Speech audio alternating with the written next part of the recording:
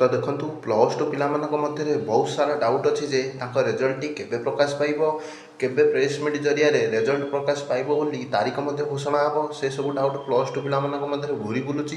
तेणु मुझे भिडियो आपण मन थी समस्त डाउट को क्लीयर करदेवी एवं भिडियोटी शेष पर्यंत देखो कम शेष में मुझे एक बहुत बड़ अपडेट देवाक जी।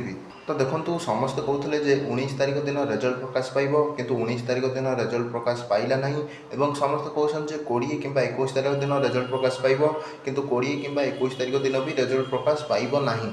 यार कारणटी हूँ जे कारण रिजल्ट प्रकाश पाइबार गोटे दिन कि 2 दिन पूर्व सीएचएसई तरफ प्रेस मीट कराई यार सूचना दि जाए। कारण काली जदि सूचना दिज्व तेज 22 कि 23 तारीख आड़के आपंकर रिजल्ट बाहर।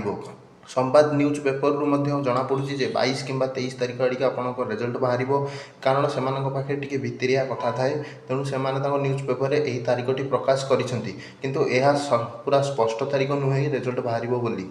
कारण रिजल्ट सब सप्ताह प्रथम कि सप्ताह शेष बाहर थाए। आज तो सोमवार सरीगला मंगलवार न जदि रिजल्ट डेट डिक्लेयर हुए तेज बुधवार गुरुवार बाहर तेणु यह हम ना। तेणु मत जहाँ लगुच रिजल्ट आपंकर सप्ताह शेष बाहर रिजल्ट आपंकर 23 तारीख कि 24 तारीख में बाहर संभावना रोचे कि 25 तारीख पर बाहर अधिकार अधिक संभावना रोचे। प्लस टू रिजल्ट को नहीं जेकोसी भी आसे सर्वप्रथम आपण मैंने चैनल पाइपर तेणु चैनल टी लाइक और सब्सक्राइब कर दिंतु।